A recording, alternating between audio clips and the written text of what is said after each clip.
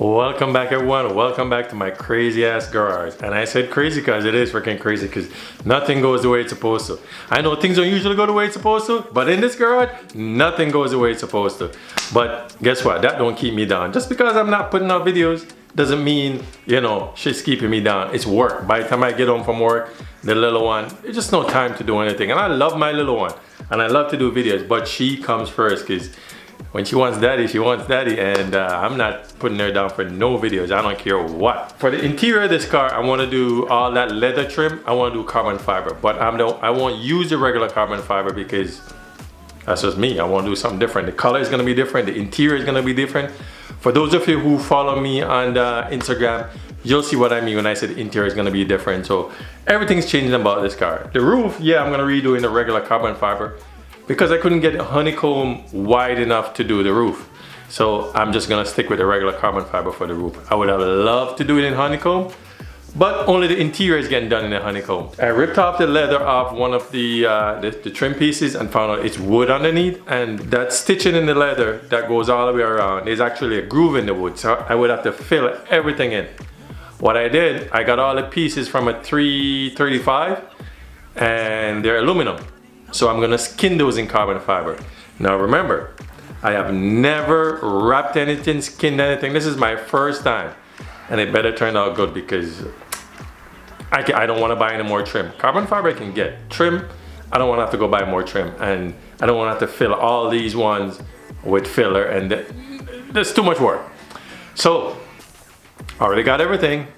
And pray for me because I'm gonna need it, because I'm a neat freak and I want it to come out good. So let's attempt some stuff here and see how it turns out. I already cut my piece of carbon fiber. I didn't, show you guys all that stuff with me cut carbon fiber. But what you make sure you put tape on the edge so it doesn't fray out. I make sure I lay it out straight already. As you can see over there, other pieces are done. I didn't video it. They're not too hard, but I'll just show you this piece here. And what I'm using, I'm gonna use this 3M spray adhesive to hold the carbon fiber to the trim. Some people just use the epoxy, but I want it in place, especially the pieces with the holes in it. I want it in place before I start putting the epoxy. And the epoxy that I'm using, I got this one from, I saw the guys on Street Bandito using it. And this stuff here is damn good, let me tell you. So I have the 105 epoxy and the 207 hardener. And this one seems better days. But this stuff, it dries so clear and crystal hard. I got some stuff from eBay and let me tell you, never again. I mixed it in a cup and I turned around and that cup was on fire. Literally on fire, so no more. This stuff though, man, it's freaking great. I'm gonna show you in a minute when I pump it out. So it's 1-to-1. The way they designed the pumps to go with it, you just do one pump, one on this. No measuring cups, no nothing. This stuff is great. So let me go grab my mixing container if I can find it, and then I'll be right back. A good habit to have is to make sure you, I put this on overnight so it dries properly, because I did it once and I found out that it lifted up and it really pissed me right off. I guess the glue didn't dry properly. And make sure you clean your piece really good too. I stepped on this one, so let me clean off my dirty footprints.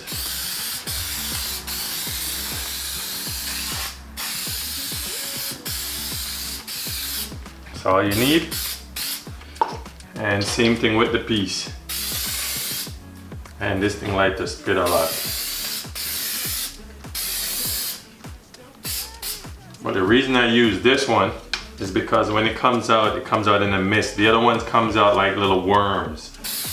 And I don't want any lumps under the carbon fiber. So I'm gonna let this sit for a few minutes while it gets tacky. So now I just grab my piece and make sure that this is nice and straight, because if it's not straight, oh, you're gonna see it later. You're gonna see it on here. Even though this is curved, but you try to get it right the first time, and I just make sure everything is even. Drop it down. Make sure I got coverage because I got tape on the edges. Yep. And I just do that so it sticks. And then you just grab it, smooth it out to the edges.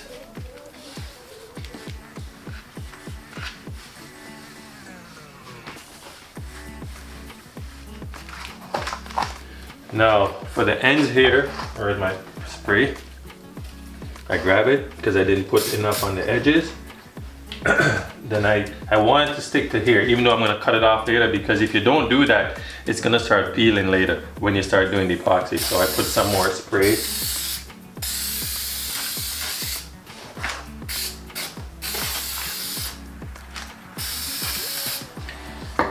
Because I want it to stick to the edges there. So let it get tacky, and then I'm just gonna roll everything over. So I'm only gonna do this and one more piece for now. And then later on I'll mix some more up to do the rest. But see, now I just do one pump, two pump, and same thing for this one. One, two. Mix her up. And that's all it takes, guys. The other stuff I got was blue. Yeah, no. When I got it, it was clear, and a week later it turned blue. So I literally just throw that shit out. I got this, and it stays clear. Stays clear, and I'm just gonna put it down for a second. Clean my stick off.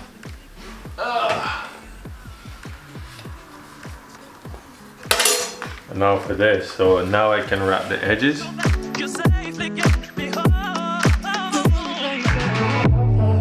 Only problem with this carbon fiber is the honeycomb pattern. Yes, I went the honeycomb pattern. Like here, I don't think you guys can see that. Sometimes it tends to raise up. So when you put the epoxy down, you try and squeeze it down. If not, you just sand that off later, but that's the only drawback I see about this one. So here it is, all cut out and ready to go. Ends taped up. So this one was glued up a few days ago. This one, it's all cut off, ready to go. And now, I need something to put it on. I don't want to ruin my brush. The start button is here, but once I get one layer on just to hold it on, then I can use my knife and cut it out, and it comes out a lot cleaner. Here, because it curves in, I had to do this before, because if I didn't do it, then it would be raising up. So I had to curl these over. I'm just gonna put a light coat on just so it holds the form, and then I can shape it the way I want afterwards. And for now, I'm just using these little foam brushes.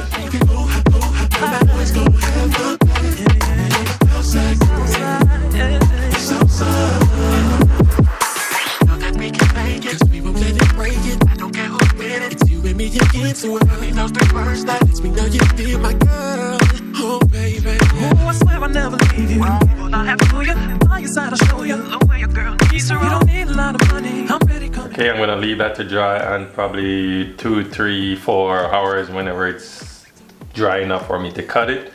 They say you can apply another coat after 2 hours, but it's also based on the temperature. And today it's a bit chilly outside. So with this honeycomb carbon fiber, all the ridges on the comb that makes the comb, they stand out when you put the epoxy on it, and it's a bit lumpy.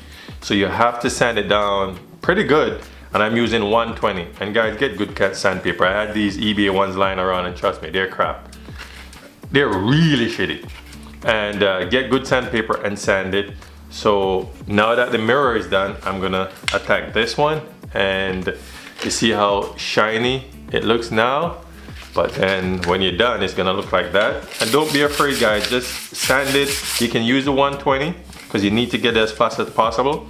If you start seeing black, then you start to go to the carbon, so just pay attention.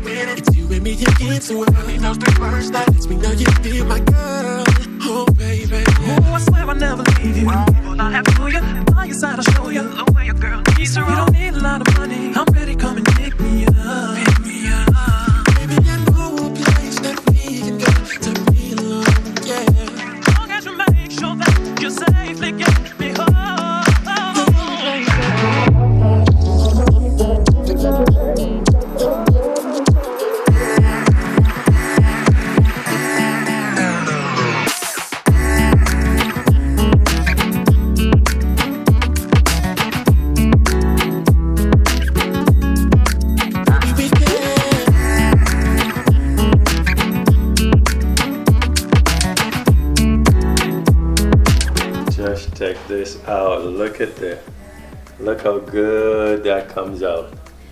That's the dash piece up there. These are the pieces for the back. I have the front one up for the front door is already in the door. I did the steering wheel, the ashtray, but just look how good this stuff comes out. It's not lumpy because the steering wheel is not as smooth as the rest because I can't layer it too much, but the other ones, they're layered really good. I mean, just look at that. Came out really good. And this is just one, let's see if there's more to do because I'll be doing them. I don't know if you like it, but I love it. It turned out pretty good for my first time, and trust me, there's a lot of sanding involved. I started in mirror caps, but I don't know if I'm gonna use those. One of them, I don't know what happened to it, and a piece of the carbon fiber came. I don't know what to say, but I don't think I'm gonna use those ones. I don't know if I can peel it off. I doubt it, because when that stuff bonds, it bonds. So I might have to get. Plus, since there won't be any more honeycomb on the outside of the car, I'm just gonna redo them in the regular carbon fiber, because to buy those like $300 US. That's like $450 Canadian just for 2 mirror caps. I got, you know, I'm not gonna pay $450 for 2 mirror caps when I can buy the regular one and skin them myself.